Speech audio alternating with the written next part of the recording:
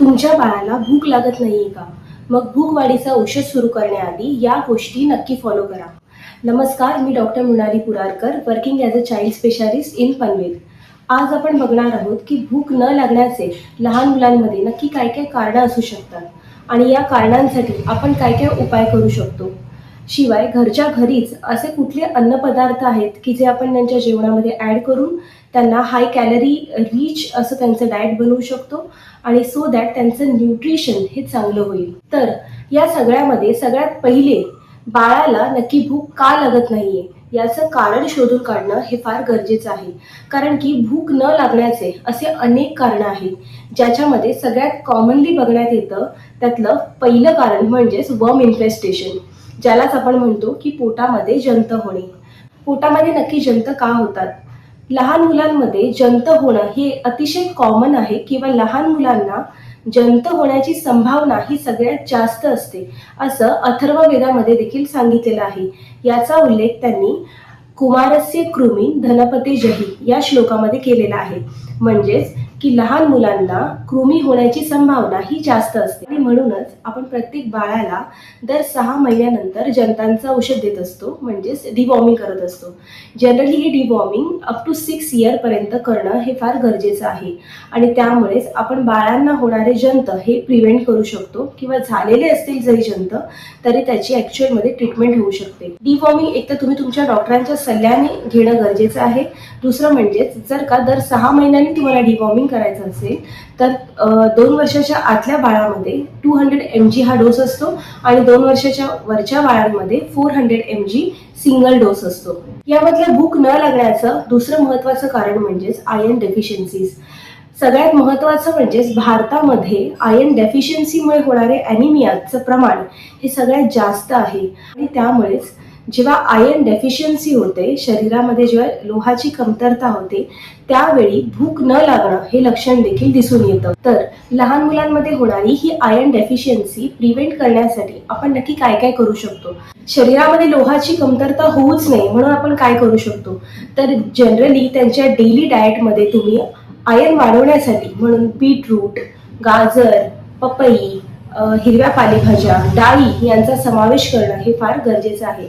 आणि यासोबतच जर का तुमच्या बाळामध्ये पॅलर म्हणजेच जर का डोळ्यांमध्ये पिवळेपणा, हातामध्ये पिवळेपणा असा दिसत असेल तर तुमच्या डॉक्टरांच्या सल्ल्याने त्याला आयर्नचं सिरप हे सुरू करणं फार गरजेचं आहे. तिसरं सगळ्यात महत्त्वाचं कारण म्हणजेच एक्सेसिव्ह मिल्क. तर लहान बाळं ही जनरली आईच्या दुधावरती अवलंबून असतात. तर 2 वर्षानंतर ॲक्च्युअलमध्ये वरण, भात, भाजी, चपाती, डाळी, ग्रीन लिफी व्हेजिटेबल हे आहारामध्ये असणं फार गरजेचं आहे. पण जर का ही बाळं फक्त दूधच पित असतील किंवा दुधाचं प्रमाण त्यांच्या आहारातलं जर का जास्तीत जास्त असेल, जसं की दिवसभरामध्ये काही बाळं ही 500 ml ते 1 लिटरपर्यंत देखील दूध पितात. सो दूध प्यायल्यामुळे त्यांचं पोट हे सतत भरलेलं राहतं आणि अशा अवस्थेमध्ये पोट भरल्यामुळे ते इतर अन्नपदार्थ जे की हायली न्यूट्रिशियस आहे ते खाणं फार कमी करतात आणि यामध्येच असं होतं की बाळ जेवत नाहीये म्हणून आई त्याला पुन्हा पुन्हा दूध देते. दूध दिल्यानंतर पुन्हा पोट भरलेलं राहतं. सो हे विशियस सायकल असंच चालत राहतं कंटिन्युअस. सो कुठेतरी जाऊन तुम्हाला बाळ जेवत नाहीये म्हणून दूध देते हे बंद करायला हवंय. जर का तुम्ही ते स्टॉप केलं तर पुढे जाऊन बाळाची भूक ही आपोआप डेव्हलप होईल आणि त्यानंतर बाळ हे व्यवस्थित जेवू लागेल. 2 वर्षानंतर जनरली बाळाला किती ml दूध दिलं पाहिजे? दिवसभरामध्ये अराउंड 300 ml पर्यंतच दूध त्याला दिलं गेलं पाहिजे.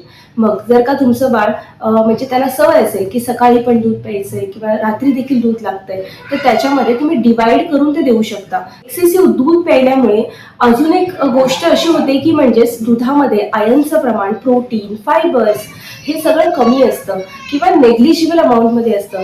सो बाळाच्या ग्रोथसाठी जेवढं आयर्न हवंय तेवढं त्याला मिळत नाही आणि त्यामुळेच या बाळांमध्ये आयर्न डेफिशियन्सी ॲनिमियाज बघायला मिळतात. चौथं आणि सगळ्यात महत्त्वाचं जे की 99% मुलांमध्ये आजकाल आपल्याला बघायला मिळतं ते म्हणजेच आउटसाईड फूड कन्झम्पशन. याच्यामध्ये Lays, Cheetos, Kurkure, wafers, Maggi, biscuit, cakes हे सगळं त्यांच्या खाण्यामध्ये येतं. आणि मग आमचा मुलगा बिस्किटं खातो का?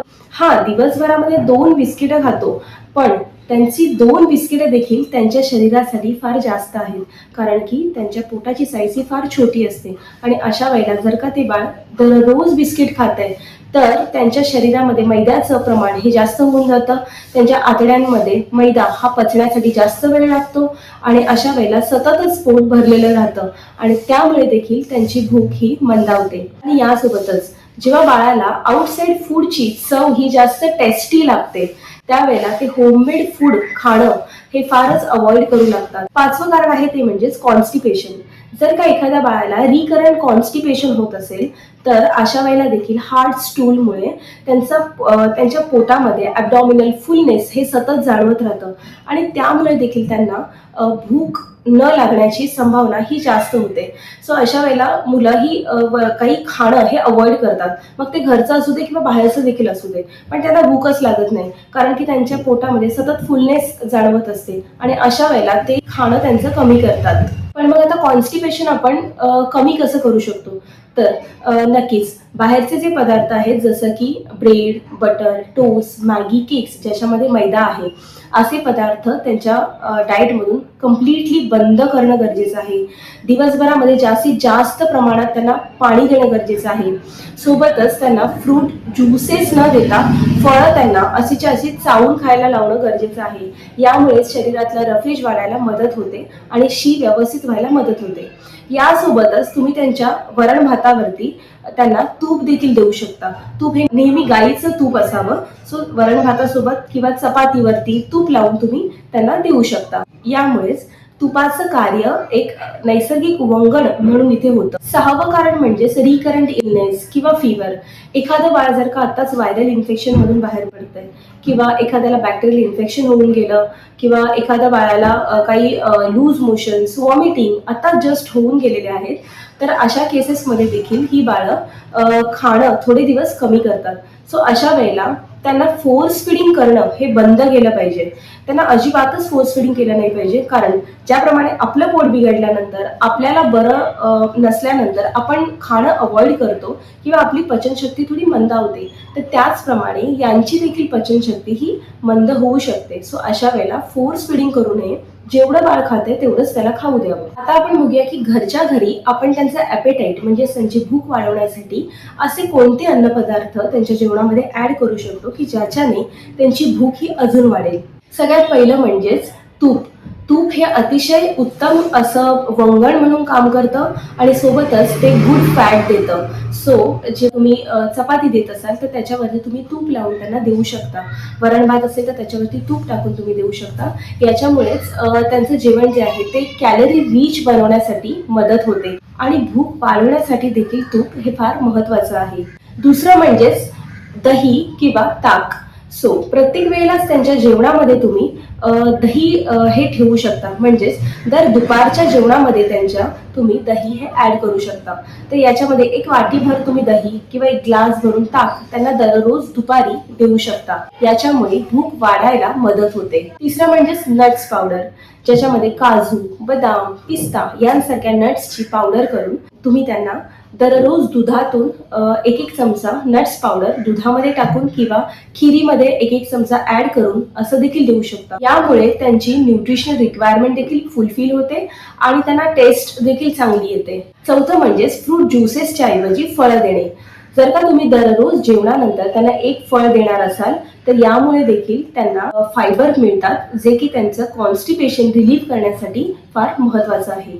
आणि शेवटी सगळ्या पॅरेंट्सला मला हे सांगायला नक्की आवडेल की instead of looking at his meal you should always look for weight, height, his growth, his development, because every baby is different. So जर का तुमचं बाळ हे कमी जेवतंय पण तरी ते दिवसभर ॲक्टिव्ह आहे, प्लेफुल आहे, सगळ्या ॲक्टिव्हिटीजमध्ये चांगलं आहे, डेव्हलपमेंटली गुड आहे, तर तुम्ही काळजी करण्याची काहीही गरज नाही. पण जर का तुमचं बेबी हे वयाच्या मानाने त्याची हाईट कमी आहे किंवा त्याचं वेट हे फारच कमी आहे, तर अशा वेळेला डॉक्टरांचा सल्ला घेणं हे फार गरजेचं आहे. तुम्हाला ही व्हिडिओ आवडली असेल तर नक्की लाईक करा, शेअर करा आणि सबस्क्राईब करा.